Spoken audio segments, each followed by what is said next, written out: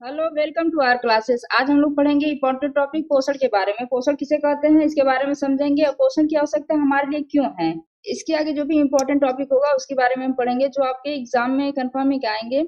तो जो भी इंपॉर्टेंट टॉपिक है हम उसे पढ़ रहे हैं। तो आज हम क्या पढ़ेंगे? पोषण के बारे में पढ़ेंगे। पोषण किसे कहते हैं, पोषण से आपके मैक्सिमम सवाल बने हैं, कोई भी हो, स्वपोषी परपोषी पोषण, इसके बारे में भी हम पढ़ेंगे। तो आज हम देखते हैं क्या कि पोषण क्या है, क्यों आवश्यक है हमारे लिए। तो पढ़ते हैं पोषण। पोषण को क्या बोलते हैं? न्यूट्रिशन बोलते हैं। पोषण किसे कहते हैं कि पोषण जीवों द्वारा भोज्य पदार्थ से पोषक तत्वों को प्राप्त करने की क्रिया को ही पोषण कहते हैं। मतलब कि जो जीव है वो भोज्य पदार्थ लेते हैं, उसके जो भोज्य पदार्थ लेने से उनमें जो पोषक तत्व पाए जाते हैं उस भोज्य पदार्थ में, उसे प्राप्त करना ही क्या कहलाता है? पोषण कहलाता है। ये भोज्य पदार्थ में पोषण के तत्व जो है वो कौन कौन से हैं, तो ये भी जान लेते हैं। जो हम भोज्य पदार्थ खाते हैं उसमें हमें क्या मिलता है? तो भोज्य पदार्थ में कार्बोहाइड्रेट्स, वसा, प्रोटीन, खनिज लवण, विटामिन तथा जल इत्यादि मतलब आदि पाए जाते हैं। इन्हें क्या बोलते हैं? हम पोषक तत्व कहते हैं। पोषक तत्व का मतलब आप जब भी खाना खाते हैं, जैसे कि चावल खाएंगे कार्बोहाइड्रेट मिलेगा, कोई भी घी खाएंगे उसमें वसा मिलेगा, दाल खाएंगे उसमें प्रोटीन मिलेगा, और खनिज लवण जैसे कि चना हुआ, जैसे कि आपको आयरन मिला, उसमें दूध है, इसमें कैल्शियम मिला, वो क्या है? खनिज लवण है। और विटामिन आप जानते हैं, विटामिन ए, बी, सी,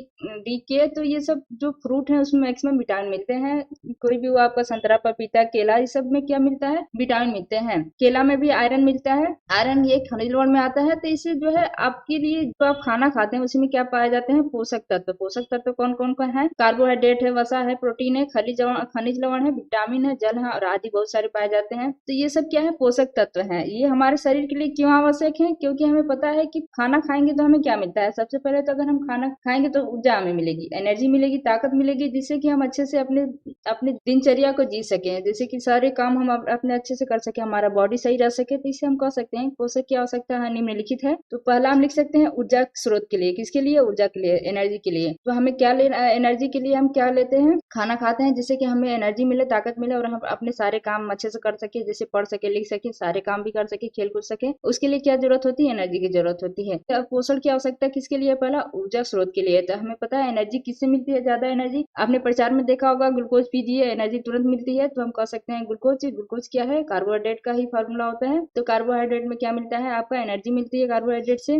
तो हम ये से जो पोषक तत्व है इसके वजह से हमें क्या मिली? खाना खाए उसमें से जो पोषक तत्व थे उसके वजह से हमें मिली एनर्जी या ऊर्जा मिली, ऊर्जा के स्रोत में। तो हम पहला लिख सकते हैं कि पोषक तत्व की आवश्यकता किसके लिए है? ऊर्जा के लिए है, हमें एनर्जी के लिए। तो ऊर्जा स्रोत लिख दिए। दूसरा है शारीरिक वृद्धि। शारीरिक वृद्धि का मतलब क्या हुआ? शरीर की अच्छी ग्रोथ। अगर जो होते हैं बच्चे होते हैं, छोटे बच्चे, उन्हें अच्छा खान पान नहीं दिया जाए तो उनकी शारीरिक वृद्धि नहीं हो पाती है। आपने कुपोषण के बारे में सुना होगा कि जो छोटे बच्चे हैं उनके सही आहार ना मिलने की वजह से उनका शरीर अच्छे से नहीं विकास कर पाता है। इसलिए शरीर को बढ़ने के लिए, तो इसलिए हमें क्या जरूरत है? पोषण की जरूरत है शारीरिक वृद्धि के लिए भी, क्योंकि शरीर की वृद्धि के लिए हमें क्या जरूरत है? पोषक तत्वों की बहुत जरूरत है। पोषक तत्व किसमें पाए जाते हैं? भोज्य पदार्थ में। तीसरा आपने प्रचार में भी देखा होगा कि न्यूट्रिशन कम होने की वजह से बच्चों की शारीरिक वृद्धि में कुपोषण आपने दिया, प्रचार देखते हैं टीवी में, उसमें उससे आप समझ सकते हैं। तीसरा है शरीर में टूट फूट की मरम्मत करना। शरीर में जो टूट फूट हो जाते हैं उसकी मरम्मत करने के लिए क्या है? हमें पोषण की आवश्यकता है। पोषण की आवश्यकता है का मतलब क्या है? पोषण में ही हमें क्या मिलते हैं? पोषक तत्व मिलते हैं। जो पोषक तत्व है वो हमारे शरीर के टूट फूट